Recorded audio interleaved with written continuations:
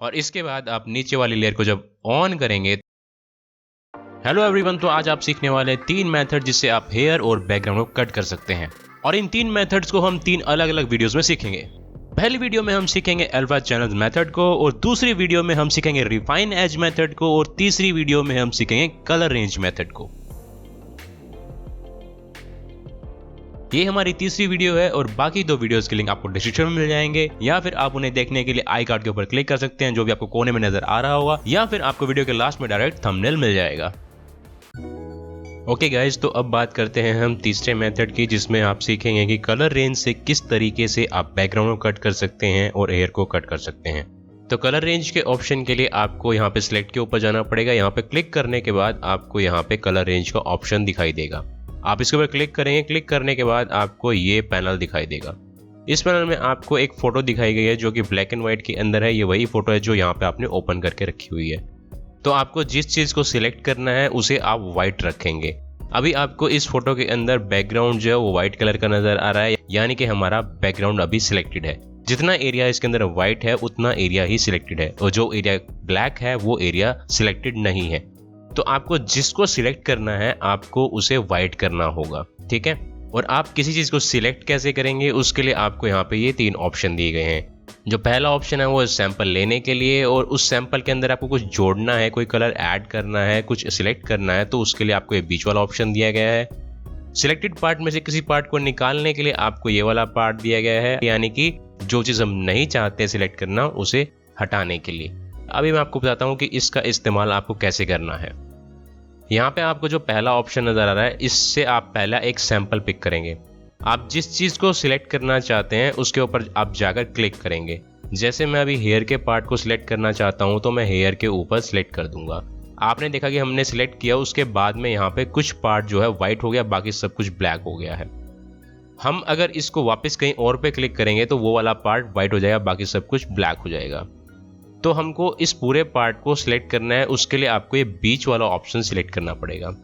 ये सिलेक्ट करने के बाद में आप अपने हेयर के पार्ट पे क्लिक करते जाएंगे जब तक कि आपके हेयर पूरे तरीके से व्हाइट नहीं हो जाते।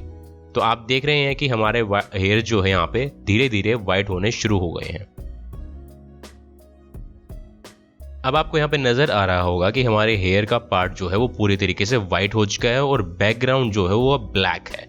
तो यानी परफेक्टली हमने इसे सिलेक्ट कर लिया है। मैं यहाँ पे ओके करके फिर से आगे बढ़ सकता हूँ, लेकिन मैं आपको अब कुछ मेन इंपॉर्टेंट बातें यहाँ पे बता देता हूँ कि आपको जब सिलेक्शन करना होता है तो आप हेयर के ऊपर ही फोकस करें, बाकी एरिया को आप फोकस ना करें, क्योंकि उस चीज को आप आसानी से किसी और मेथड से सिलेक्ट कर सकते हैं।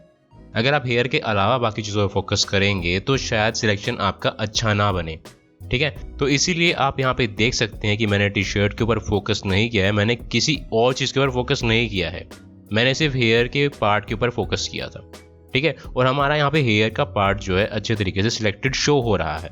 ये थी पहली चीज। दूसरी चीज ये है कि जब आप सैंपल ले रहे होंगे तो आपको हेयर के कलर का ही सैंपल लेना है। आपको उस कलर का सैंपल नहीं लेना जो कि बैकग्राउंड से मैच करता हो।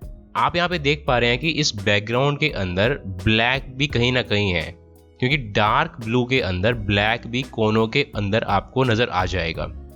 तो अगर आप यहाँ पे नजर डालें हेयर के अंदर, बिल्कुल कान के पीछे और कान के नीचे दोनों साइड ब्लैक आपको शो हो रहा है। तो सैंपल लेते वक्त अगर आप इस एरिया में कहीं पे भी क्लिक कर देते हैं तो फोटोशॉप ऑटोमेटिक ब्लैक कलर को सैंपल कर लेगा।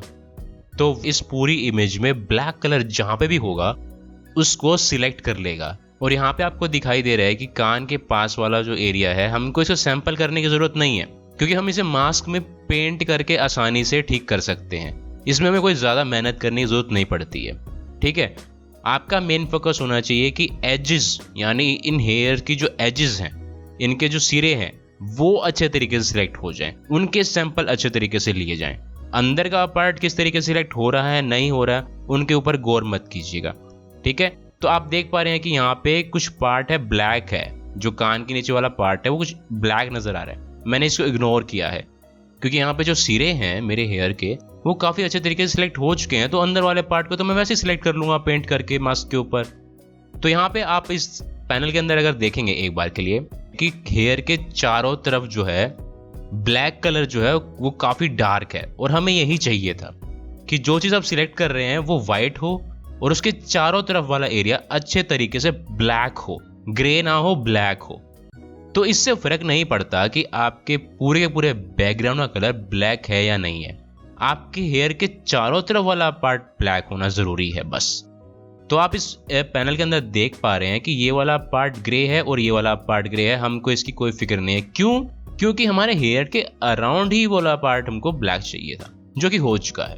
तो फिर भी अगर आपको ये जो ग्रे पार्ट है इसको और ब्लैक करना है तो आप क्या करेंगे, आप यहाँ पे माइनस वाला जो आपको टूल दिखाई दे रहा है आप उस पर क्लिक करेंगे। क्लिक करने के बाद आप जिस एरिया को डिसेलेक्ट करना चाहते हैं यानी जिसे ब्लैक करना चाहते हैं वहां पे अपने इस टूल को लेकर जाएंगे। माउस को वहां पे ले जाने के बाद में आप उस पर क्लिक कर देंगे। क्लिक करने के बाद आप देख सकते हैं कि बाकी वाला जो मेरा पार्ट था वो अब पूरा का पूरा ब्लैक हो चुका है। इससे क्या होता है कि कुछ पार्ट हमारे हेयर का भी डिसेलेक्ट हो जाता है, तो आपको ये चीज़ ध्यान से करनी होगी। ठीक है, मैं यहाँ पे फिर से प्लस का सैंपल लूंगा और यहाँ पर जाकर मैं फिर से अपने हेयर को सिलेक्ट करूंगा। जो चीज़ें रह गई है हम उसे फिर से सिलेक्ट करने की कोशिश करेंगे, क्योंकि हम नहीं चाहते कि हमारे हेयर के सिलेक्शन में से कुछ पार्ट भी मिस हो। ठीक है, तो आप देख पा रहे हैं कि मैं सिर्फ उन्हीं पार्ट पे उन्हीं कलर के ऊपर क्लिक कर रहा हूँ जो कि बैकग्राउंड से लाइट हैं, बैकग्राउंड के कलर से मैच नहीं कर रहे हैं। ठीक है, आपको भी बिल्कुल ऐसा ही करना है। ओके, इसके बाद बारी आती है दो ऑप्शन की है, जो कि है फजीनेस और रेंज की। आप रेंज को जितना कम करेंगे उतना ही आपका जो सिलेक्शन है श्रिंक होता चला जाएगा, छोटा होता चला जाएगा। और अगर आप इसको जितना बढ़ा देंगे आपका सिलेक्शन जो है वो बड़ा होता चला जाएगा। ठीक है, ये रेंज है। फजीनेस में आप अपने सिलेक्शन की बाउंड्रीज को एडजस्ट करते हैं। अगर मैं इसको बढ़ाऊंगा तो हमारे सिलेक्शन की जो बाउंड्रीज है वो बढ़ जाएंगी, और अगर मैं इसे कम करूंगा तो हमारे सिलेक्शन की बाउंड्रीज कम होगी, और अगर मैं इसे बढ़ाऊंगा तो हमारे सिलेक्शन की बाउंड्रीज भी बढ़ जाएंगी। यानी अब सिर्फ बाल ही सिलेक्टेड नहीं है, अब बैकग्राउंड का वो एरिया भी सिलेक्टेड है जो कि लाइट ग्रे आपको दिखाई दे रहा है। और अगर हम यहाँ पे इसको पीछे करेंगे तो अब की बार सिर्फ वही चीज सिलेक्टेड है जो कि प्योरली वाइट है। तो ठीक है, आप यहाँ पे अपने फजीनेस को एडजस्ट करेंगे अपने हिसाब से, किस पार्ट को आप सिलेक्ट करना चाहते हैं उतने वैल्यू आप लेकर जाएं, और आप अगर सेटिस्फाई हैं अपनी वैल्यू से तो अपने स्लाइडर को आप वहां पे रोक देंगे। उसके बाद में आपको यहाँ पे बाकी ऑप्शंस दिखाई दे रहे हैं, आपको उनको छेड़ने की जरूरत नहीं है, तो इन्हें आप ऐसे एज इट इज रहने दीजिएगा।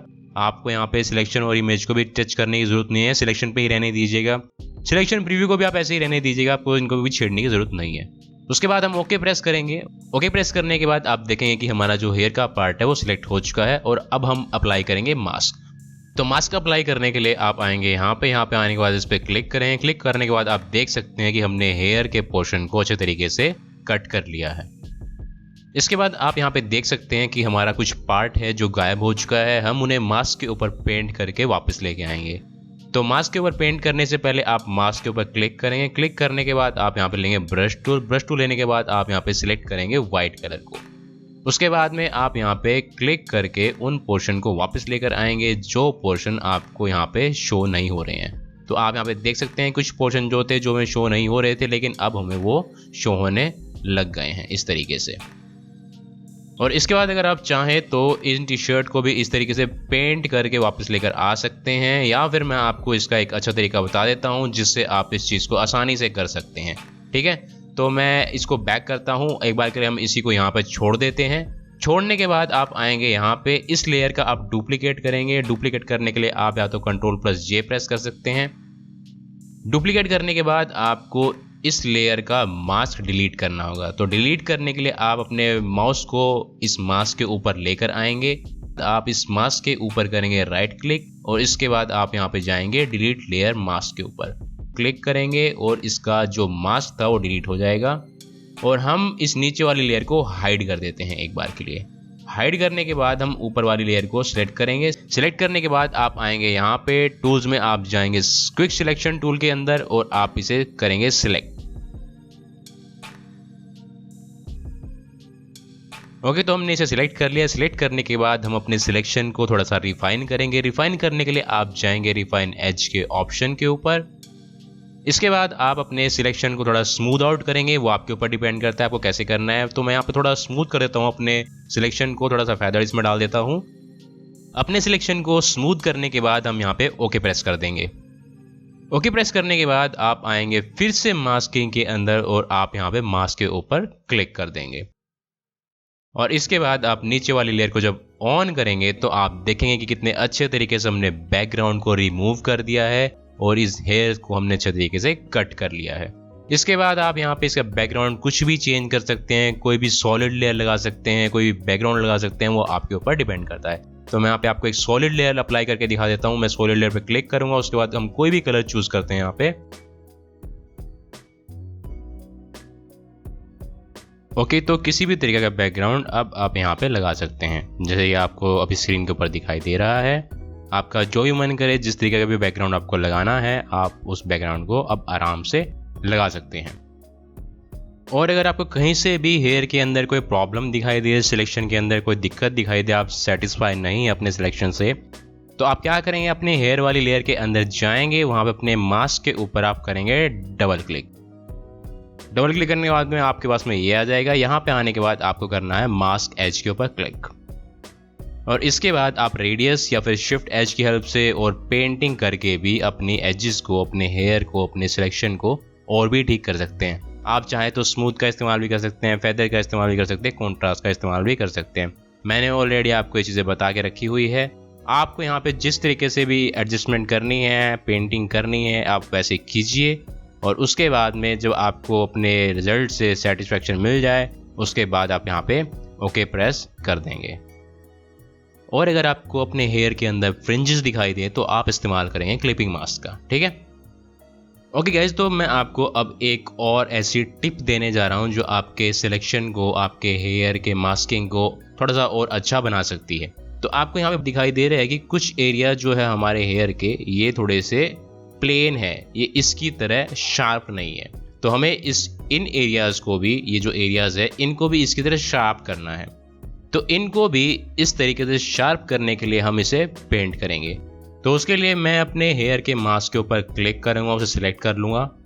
उसे सिलेक्ट करने के बाद हम यहाँ पे ब्रश टूल को सिलेक्ट करेंगे, और ब्रश को लेने के बाद हम चलेंगे ब्रश पैलेट के अंदर। यहाँ पे हम चूज करेंगे इस ब्रश को जो कि है 172 नंबर का, या फिर आप इसे भी सिलेक्ट कर सकते हैं, या फिर आप इसे भी सिलेक्ट कर सकते हैं। तो मैं सिलेक्ट कर रहा हूँ यहाँ पे 172 नंबर को।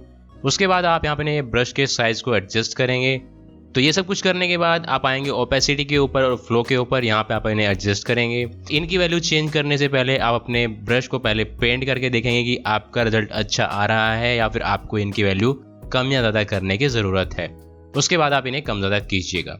और इन सब को एडजस्ट करने के बाद आपको यहाँ पे कलर को चूज़ करना है ब्लैक। तो ये सब कुछ करने के बाद आपको अब करना है फाइनल स्टेप जो कि है पेंटिंग का। इन सब को करने के बाद आप इसे करेंगे जूम इन। जूम इन करने के बाद आप करेंगे यहाँ पे ब्रश के सेट को अप्लाई इस तरीके से। तो इस तरीके से आप धीरे धीरे अपने पेंट को करते हुए चले जाएंगे और अपने रिजल्ट को और भी अच्छा बनाते हुए चले जाएंगे इस तरीके से। तो ये सब कुछ डिपेंड करता है कि आपके पास ब्रश कौन सा है, ठीक है। और इसके बाद डिपेंड करता है कि आपके ब्रश का साइज क्या है, उसकी ओपेसिटी क्या है, उसका फ्लो क्या है, और आप कहाँ पे उसे पेंट कर रहे हैं। तो इस तरीके से आप हेयर को मास्क कर सकते हैं और बैकग्राउंड को रिमूव कर सकते हैं, ठीक है गाइज। और अगर आपको फ्रिंजेस दिखाई दे तो आप क्लिपिंग मास्क का इस्तेमाल कर सकते हैं। और आप कलर रेंज की हेल्प से अपने फोटोज के अंदर इस तरीके के कूल इफेक्ट भी डाल सकते हैं, जैसे कि आपको ये इफेक्ट दिखाई दे रहे हैं। तो आई होप कि आपको ये मेथड अच्छे तरीके से समझ में आ गया होगा, किस तरीके से आपको ये सब कुछ कलर रेंज की हेल्प से करना है। बिल्कुल सेम आप इस फोटो के अंदर अप्लाई करेंगे। तो अब आपको सैंपल लेना है। पहले सैंपल लेने के लिए हम पहले वाले ऑप्शन में क्लिक करेंगे। इसके बाद मैं यहाँ पे क्लिक करूंगा, यहाँ पे। इसके बाद हम प्लस वाले ऑप्शन को क्लिक करेंगे। उसके बाद हम यहाँ पे क्लिक करेंगे और क्लिक को करके रखेंगे और ऊपर लेते लेते लेते यहाँ से होते हुए इसके आखिरी तक जाएंगे और यहाँ पर ले जाकर छोड़ देंगे। तो जैसे जैसे मैं अपने क्लिक को रखा था और जहाँ जहाँ मैं अपने माउस को लेकर गया था, वहाँ से वो एरिया सैंपल होता गया और वो वाइट होता गया, वो सिलेक्ट होता गया। तो यहाँ पे आप अपने फजीनेस और रेंज को अब चेंज कर सकते हैं, वैल्यूज को चेंज कर सकते हैं। उसके बाद आप ओके प्रेस करेंगे और आप देख सकते हैं कि हमारा हेयर का पोर्शन जो है वो सिलेक्ट हो चुका है। तो इसके बाद हम मास्क पे क्लिक करेंगे। मास्क पे क्लिक करने के लिए हम यहाँ पे क्लिक करेंगे और इसके बाद अगर आपको ये चीज़ दिखाई देती है तो आप जाएंगे इमेज के अंदर, यहाँ पे आप जाएंगे एडजस्टमेंट में और इसके बाद आप जाएंगे इन्वर्ट के ऊपर, यहाँ पे आप करते हैं क्लिक और आप देख सकते हैं कि आपके पास एक अच्छा खासा सिलेक्शन हो चुका है। और अगर आपके मास्क में कुछ पार्ट मिसिंग है तो उसके लिए आप अपने मास्क के ऊपर क्लिक करें। क्लिक करने के बाद आप यहाँ पे जाकर ब्रश टूल लेंगे, उसके बाद आप यहाँ पे लेंगे वाइट कलर। उसके बाद आप पेंट करना शुरू करेंगे और जो पार्ट आपको दिखाई नहीं दे रहा है उस पार्ट को आप इस तरीके से वापस ले आएंगे। इन सब को करने के बाद अगर आपको आपके सिलेक्शन में कुछ चेंज नजर आता है तो आप क्या करेंगे, आप अपनी इस लेयर पे क्लिक करेंगे। लेयर पे क्लिक करने के बाद आप इसका डुप्लीकेट बना देंगे Ctrl+J को प्रेस करके और आप देखेंगे कि आपका जो सिलेक्शन है बहुत बखूबी तरीके से आपके सामने आ जाएगा। उसके बाद आप यहाँ पे इसका कोई बैकग्राउंड चेंज कर सकते हैं। लगाने के बाद आप इसका रंग किसी भी तरीके से एडजस्ट कर सकते हैं, चेंज कर सकते हैं, कोई वॉलपेपर लगा सकते हैं अपनी मनपसंद के हिसाब से। अगर आपको इसके अंदर फ्रिंजेस दिखाई दे तो मैंने आपको बता रखा है कि आपको क्या करना है, तो उसके लिए आप क्लिप मास्किंग के थ्रू उसे एडजस्ट कर सकते हैं, उसे ठीक कर सकते हैं। ओके गाइज, तो ये थे 3 मेथड जिसकी हेल्प से आप अपने हेयर को मास्क कर सकते हैं। ओके गाइज, तो ये वीडियो यहीं पे खत्म होती है। आई होप कि आपको ये वीडियो पसंद आई होगी। अगर आपको इस वीडियो में से कुछ भी सीखने को मिला है तो आप इस वीडियो को जरूर एक लाइक दीजिएगा, एक लाइक करके इसे अप्रिशिएट कीजिएगा और हमें कमेंट करके जरूर बताइए कि आपको वीडियो कैसी लगी है और इसे शेयर करना मत भूलिएगा। Thank you guys, thank you for watching. मिलेंगे नेक्स्ट वीडियो, तब तक के लिए बाय बाय।